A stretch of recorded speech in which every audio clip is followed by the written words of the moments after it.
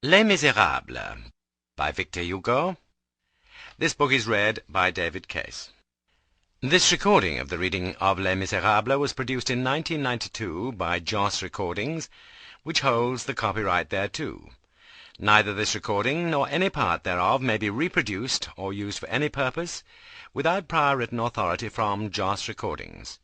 Victor Hugo, at almost 60 years of age, wrote Les Misérables while he was in exile from the regime of Napoleon III. There is an author's preface as follows.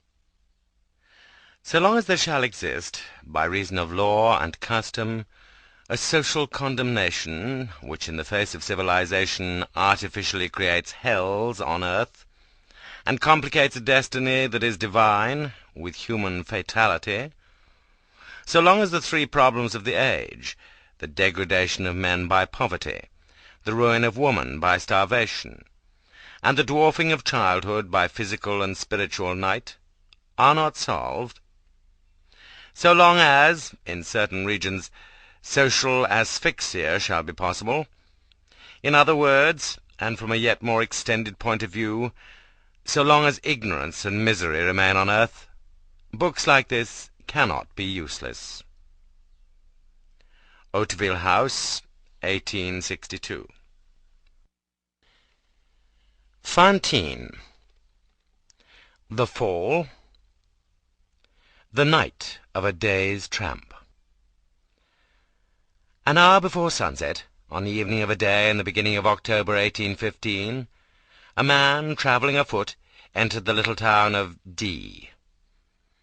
The few persons who at this time were at their windows or their doors regarded this traveller with a sort of distrust.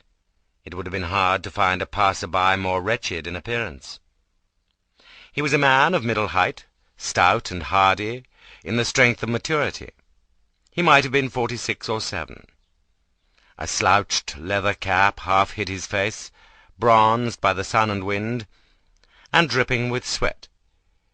His shaggy breast was seen through the coarse yellow shirt, which at the neck was fastened by a small silver anchor. He wore a cravat twisted like a rope, coarse blue trousers, worn and shabby, white on one knee, and with holes in the other. An old ragged grey blouse, patched on one side with a piece of green cloth sewed with twine. Upon his back was a well-filled knapsack, strongly buckled and quite new. In his hand he carried an enormous knotted stick. His stockingless feet were in Sample complete. Ready to continue?